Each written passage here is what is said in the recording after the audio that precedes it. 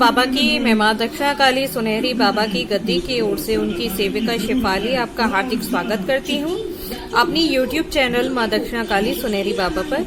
आप सभी को हरियाली तीज की हार्दिक मंगल शुभकामनाएं प्रस्तुत करती हूँ। आप मेरी शुभकामनाओं को स्वीकार करें। मैं नागों के बारे में बता रही थी, उसी के अगले पार्ट में मैं कुछ 8 मुख्य प्रकार के नागों के बारे में बताऊंगी।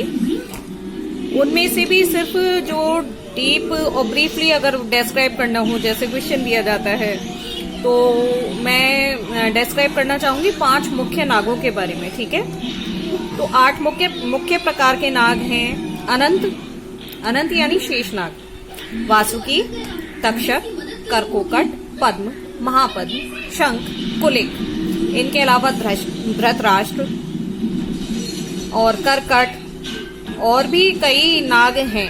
ठीक है, और धनंजय, पिंगला, नल, कवर्धा, पणिका, धनधर्मा, सदाचंद्र, अहि, मणिभद्र, तखतु, धूमल, काना, गुलिका, सरकोटा इत्यादि। ठीक है, और भी बहुत सारे। अभी इनके बारे में मैं बताना शुरू करती हूँ कि जैसे कि शेषनाग हैं। ठीक है, शेषनाग जो हैं वो भगवान विष्णु की शैया। शेषनाग के बारे में शायद पहले भी थोड़ा सा बताया था। भगवान विष्णु की शैया हैं ये, है ना। तो कहते हैं इन्हीं के फन पे, जो ये हमारी माता पृथ्वी है, इन्हीं के फन पे टिकी हुई हैं। ये पाताल लोक में रहते हैं। इनके 1000 मुख हैं। इन्हीं को अनंत कहा जाता है। ये माता कद्रू के बेटों में सबसे बड़े हैं और प्रथम नागराज हैं। ये सबसे ज्यादा पराक्रमी, नागों में जो सबसे ज्यादा पराक्रमी यदि कोई है तो वो नागराज शेषनाग ही हैं। और जो कश्मीर का अनंतनाग जिला था वो इन्होंने ही बसाया था। इनकी पत्नी का नाम भी मैं बता देती हूँ। इनकी पत्नी का नाम शतशीर्षा है, शतशीर्षा। ठीक है, आगे है वासुकी नाग। नागों की जो जब शेषनाग का मोह भंग हो गया था तो दूसरे जो उन्होंने अपना पद था अपने से छोटे भाई वासुकी को दे दिया था। तो इनका जो इलाका था वो कहते हैं कि कैलाश पर्वत और उसके आसपास का पूरा इलाका इनका था, है ना, क्षेत्र बोला जाता है। ये अत्यंत ही विशाल, बहुत ज्यादा विशाल और लंबे शरीर के स्वामी थे। तो जब समुद्र मंथन हुआ था, तो जो देवताओं और दानवों के बीच में जो समुद्र मंथन हुआ था, तो उसके अंतर्गत इनको मंदराचल पर्वत को मथनी बनाया था। रई चलाते हो ना आप, रई, मंदराचल पर्वत को मथनी बनाया था। और इनको वासुकी जी को जो नेति कहते हैं, नेति यानी रस्सी बनाया गया था, है ना। तो वासुकी नाग जो हैं वो भगवान शंकर जी के गले में जिस नाग को आप देखते हैं वो नागराज वासुकी हैं। ठीक है, फिर है इनके बाद में तक्षक नाग को कौन नहीं जानता कि राजा परीक्षित जी को जिसने डस लिया था, ऋषि शमीक मुनि के जो श्राप के कारण राजा को जो डसा था परीक्षित को, वो तक्षक ने ही डसा था। और इनके डसने के बाद ही बोलते हैं ऐसा कि परीक्षित जी के पुत्र ने एक सर्प यज्ञ किया था, नाग यज्ञ किया था, और उसमें एक एक करके सारे जो नाग थे वो उस यज्ञ में भस्म होने शुरू हो गए थे।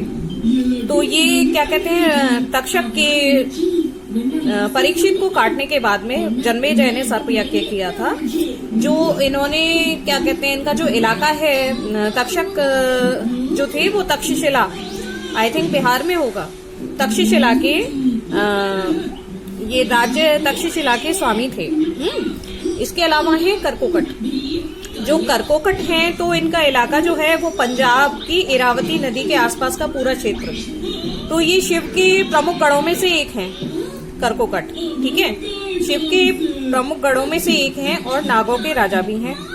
ठीक है, तो मुनिराज नारद जी ने इनको श्राप दे दिया था। नारद जी ने करकोकट को श्राप दे दिया था और ये अग्नि में जल रहे थे उस श्राप के कारण।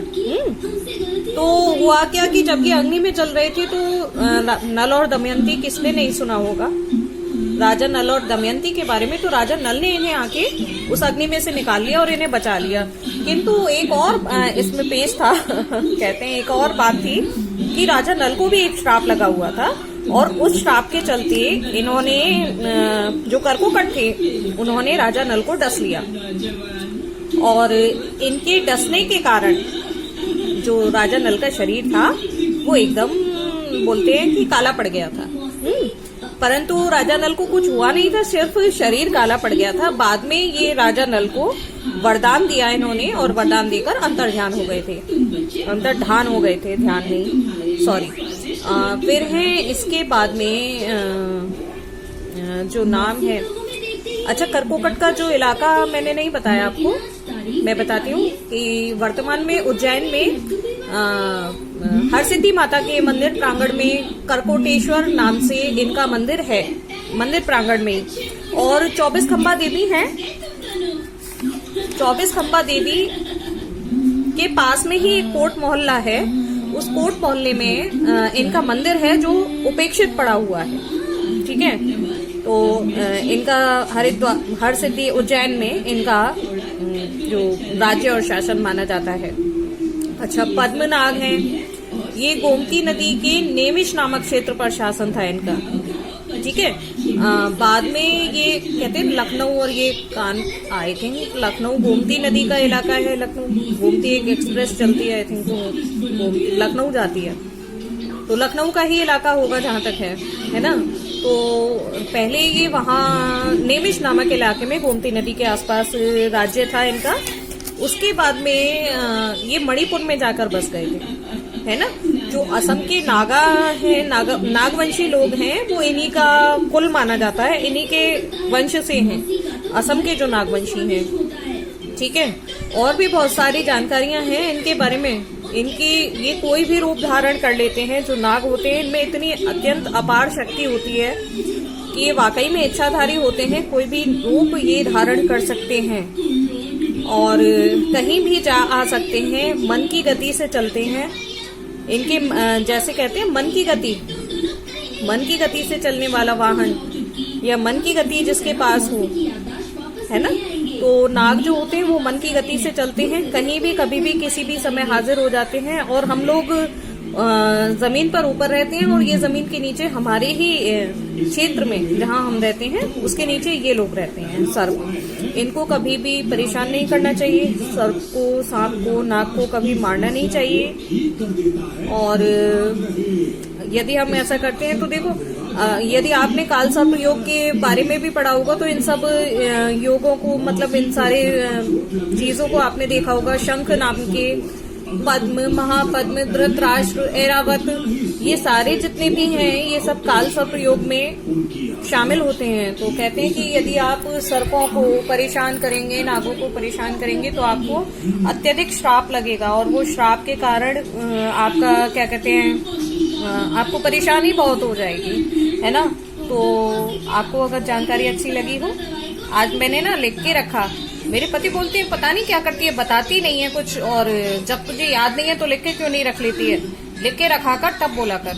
तो आज मैंने लिख के रखा है और बोला है उनके बारे में। यदि आपको अच्छा लगा हो तो बताइएगा जरूर कमेंट कर। मैं कहती हूँ डिसलाइक करो, और मेरा बेटा कहता है लाइक, शेयर और सब्सक्राइब करो, ठीक है। तो जय माँ बाबा की सभी को। जानकारी अच्छी लगी होगी क्योंकि मुझे बहुत अच्छी लगी थी। नमस्कार।